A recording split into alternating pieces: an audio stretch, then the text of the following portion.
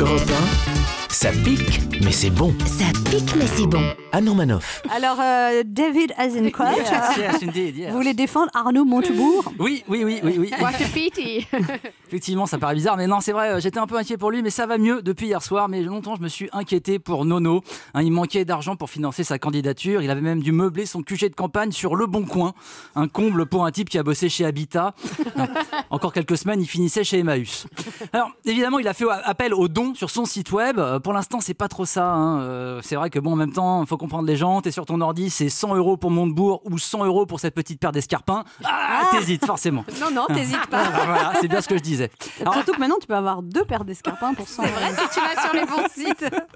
bon, en tout cas, il avait même plus assez d'argent pour ses déplacements. Il en a fait que 2 depuis l'annonce de sa candidature, dont un à Belfort pour soutenir les gars d'Alstom. Alors, il avait fait un super discours, ça se passait super bien, mais bon, après, il a un peu pourri l'ambiance. Il a fait une quête. Voilà. Bon, alors Nono se voulait rassurant, il a déclaré « J'avance pas à pas, je suis la tortue romaine ». Bon, sur ce coup-là, c'était plutôt la tortue roumaine. Du coup, il a négocié hier son ralliement aux primaires du PS pour 50 000 € de subvention. 50 000 €, Judas avait demandé moins. mais au fond, vous savez, en fait, je l'aime bien, le Don Quichotte de Saône-et-Loire. Déjà, il est marié avec Aurélie Filippetti. Et vous savez, les socialistes, c'est un peu comme les pandas. Il en reste tellement peu, c'est bien qu'on les fasse se reproduire entre eux. Et puis j'ai regardé son programme, il est pour le Made in France.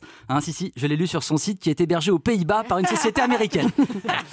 Surtout, Arnaud a des idées originales. Il propose le tirage au sort pour les sénateurs. C'est vrai qu'ils n'ont pas très bonne presse, nos sénateurs. Entre leur âge et leur absentéisme, c'est un peu entretien avec un vampire, rencontre SOS fantôme. Par contre, il y a des trucs que j'aime pas chez lui. Par exemple, il copie Mitterrand. Tous les ans, il gravit le Mont Beuvray comme Mitterrand gravissait la roche de Solutré. Alors, un peu de sérieux, les gars, on a besoin d'un président, pas d'un alpiniste.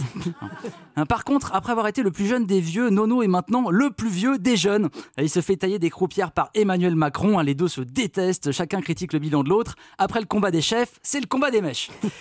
Enfin bon, je vous avoue que les primaires, je m'y perds un petit peu. Les sympathisants de gauche veulent aller voter aux primaires de droite. Les sympathisants de droite veulent aller voter aux primaires de gauche. C'est plus une élection, c'est une soirée échangiste.